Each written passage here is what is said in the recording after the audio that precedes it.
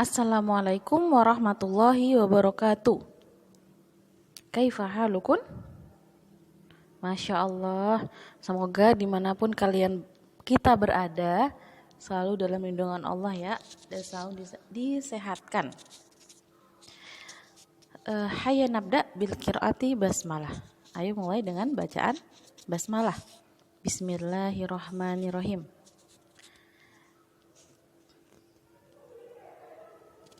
Pada kesempatan kali ini, Ustazah akan menyampaikan tentang sejarah kebudayaan Islam, tentang dakwah Nabi Muhammad. Nah, bagaimana sih dakwahnya Nabi Muhammad ini? Apakah dakwahnya itu lancar-lancar aja, atau dakwahnya itu selalu diikuti oleh kaumnya, atau malah dakwahnya itu penuh cobaan, penuh perjuangan, seperti itu. Nah, sebelum kita mulai masuk membahas tentang dakwah Nabi Muhammad, kita bahas sedikit tentang biografi Nabi Muhammad. Nah, Nabi Muhammad ini lahir di Mekah pada tanggal 9 Rabiul Awal di tahun gajah. Ingat-ingat ya, 9 Rabiul Awal di tahun gajah. Nama ayahnya adalah Abdullah bin Abdul Muthalib. Nama ibunya Aminah bin Wahab. Nama kakeknya Abdul Muthalib. Nama ibu susunya Halimah bin Abu Zuaib. Dan nama pamannya adalah Abu Thalib. Nah, kita masuk ke dalam bab pertama kali Rasulullah menerima wahyu. Nah, mendekati umur 40 tahun ini, Rasulullah tuh sering pergi ke Gua Hira. Untuk apa? Untuk merenungi diri. Sering beliau pergi ke Gua Hira. Nah, sebelum kita bahas dulu ya. Nabi Muhammad ini sudah tanda-tanda kenabiannya tuh udah terlihat dari beliau masih kecil. Nah, beliau ini selalu dijaga sama Allah. Pada zaman dulu kan, pada masa bangsa jahiliyah, bangsa Arab jahiliyah, sebelum datangnya Islam, orang-orang Arab itu suka bermaksiat, selalu menyembah patung. Nah, Rasul itu dari masih kecil dijaga dari hal-hal tersebut. Rasulullah itu gak pernah bermaksiat, tidak pernah menyembah patung. Nah, ketika beliau umur 40 tahun, pas beliau di Gua Hira, datanglah malaikat Jibril. Nah, kemudian malaikat Jibril berkata, "Iqra, bacalah." Rasul menjawab, "Aku tidak bisa membaca." Kemudian malaikat Jibril memegangi Rasulullah, merangkul Rasulullah hingga Rasulullah itu merasa sesak gitu. Saking kuatnya Rasulullah dipegangi sama malaikat Jibril. Kemudian malaikat Jibril melepaskannya kembali, seraya berkata, "Bacalah." Kemudian Rasul menjawab lagi, "Aku tidak bisa membaca." Kemudian malaikat Jibril memeganginya lagi, merangkul Rasulullah lagi untuk ketiga kalinya, hingga Rasul itu merasa sesak, kemudian dilepaskan lagi. Kemudian malaikat Jibril berkata,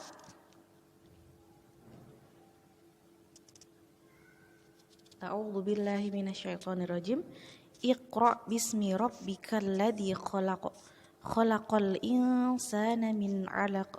Iqra wa rabbukal akram. Alladzi 'allama bil qalam. Alladzi 'allama bil qalam. 'Allamal insana ma lam ya'lam." Ada yang tahu surat apa? Surat Al-Alaq 1-5. Ini adalah wahyu pertama yang turun kepada Rasulullah. Surat Al-Alaq ayat 1-5. Nah, setelah Rasul menerima wahyu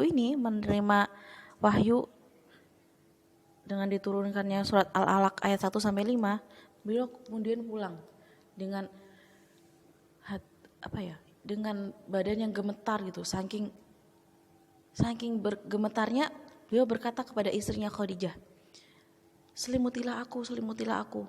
Karena beliau tuh merasa badannya tuh menggigil, merasa demam, bergetar saking shocknya gitu. Nah, setelah selang waktu berapa lama, wahyu yang kedua itu belum turun-turun, sehingga Rasulullah itu merasa, istilahnya merasa galau, merasa gelisah. Kenapa wahyu yang kedua belum turun gitu? Nah, setelah beberapa waktu, malaikat Jibril turun untuk yang kedua kalinya, turun menemui Rasulullah. Nah,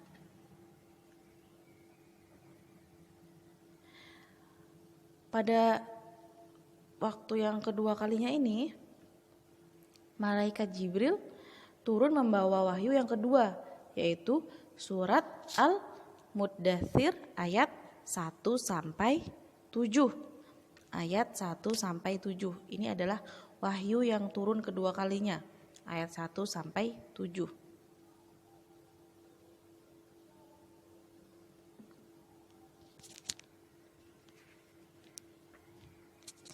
A'udzu billahi minasyaitonir rajim. Bismillahirrahmanirrahim.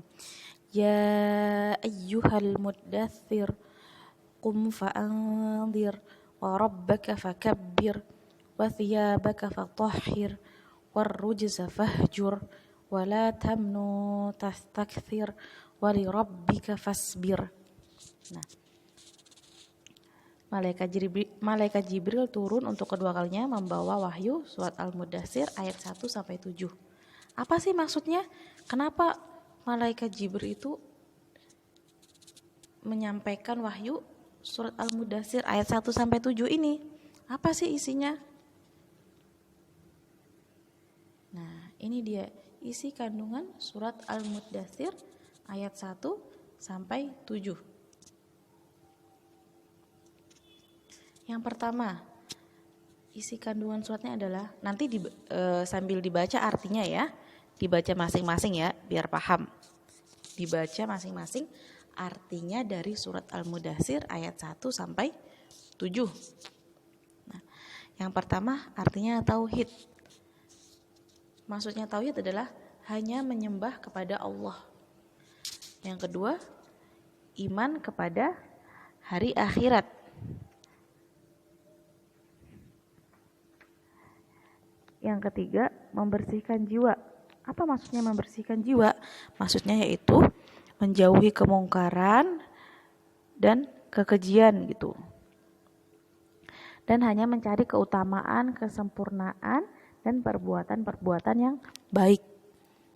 Kemudian yang keempat, menyerahkan semua urusan kepada Allah. Jadi semuanya itu dipercayakan kepada Allah. Diserahkan semuanya urusannya sama Allah. Pokoknya Allah yang utama. Kemudian yang kelima, semua itu dilakukan setelah beriman kepada risalah Muhammad, bernaung di bawah kepemimpinan dan bimbingan beliau yang lurus. Jadi yang keempat ini tadi itu dilakukan setelah beriman kepada Nabi, beriman kepada risalah Muhammad. Jadi harus beriman dulu tuh, gitu. Dan inti dari maksud surat Al-Muddatsir ayat 1 sampai 7 ini, Rasulullah diperintahkan untuk berdakwah. Rasul diperintahkan untuk berdakwah, yaitu mengajak seluruh umat manusia agar beribadah hanya kepada Allah. Nah, maksudnya dari surat Al-Muddatsir ini, Rasulullah itu diperintahkan untuk berdakwah kepada orang-orang Arab, untuk mengajaknya beriman kepada Allah gitu. Hanya Allah yang disembah gitu, bukan patung. Seperti itu. Alhamdulillahirabbil alamin. Jazakumullah khairan katsiran. Jika ada yang kurang jelas bisa ditanyakan ke ustazah ya. Untuk tugasnya menghafal surat Al-Muddatsir 1 sampai 7 ya. Menghafal surat Al-Muddatsir 1 sampai 7. Dan nanti ada kuis yang akan Ustazah share melalui Google Form.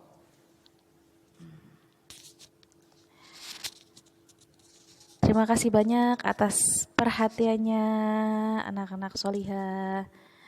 Semoga meskipun di rumah belajarnya semakin semangat, tidak malas-malasan, dan bisa menjadi yang terbaik di antara yang terbaik. Akhirul kalam. Wassalamualaikum warahmatullahi wabarakatuh.